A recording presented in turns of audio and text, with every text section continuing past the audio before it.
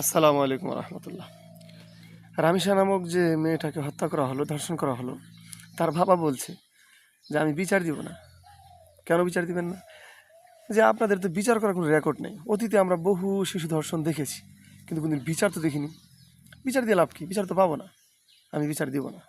তার মানে তার কোনো ভরসা নেই। আপনাদের উপর আমার কোনো ভরসা নেই। একটা দেশের আইন কতখানি দুর্বল হলে ওই দেশের নাগরিক বলতে পারে যে আপনাদের উপর ভরসা নেই, আমি বিচারই দিব না। তাহলে আইন দিয়ে কী লাভ বলুন তো? আইনের কোনো দাম থাকলো? আইন থাকার কোনো প্রয়োজন আছে? প্রয়োজনই তো নাই ওই লোকের কথা অনুযায়ী। আসলে লোকটা দুঃখে বলেছে। তো যাই হোক, আসলে এসব দিয়ে হবে না। আইন আসবে যাবে, এসব দিয়ে কিছুই হবে না। যদি কোরআনী আইন থাকতো তাহলে দোষী প্রমাণিত হয়েছে, তাকে গলা পর্যন্ত মাটিতে পুঁতে পাথর মেরে মেরে হত্যা করা হতো। সরাসরি বিচার মানুষের সামনে। আসলে এসব দিয়ে ভাই হবে না। কোরআন লাগবে, কোরআন। আসসালামু আলাইকুম রহমতুল্লাহ।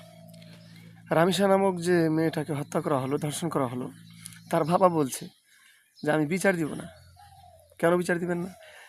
যে আপনাদের তো বিচার করার কোনো রেকর্ড নেই। অতীতে আমরা বহু শিশু ধর্ষণ দেখেছি, কিন্তু কোনদিন বিচার তো দেখিনি। বিচার দিয়ে লাভ কি? বিচার তো পাবো না। আমি বিচার দিব না। তার মানে তার কোনো ভরসা নেই।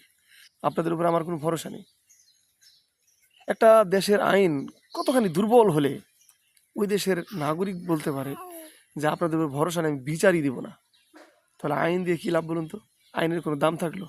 আইন থাকার কোনো প্রয়োজন আছে? প্রয়োজনই তো নাই ওই লোকের কথা অনুযায়ী। আসলে লোকটা দুঃখে বলেছে।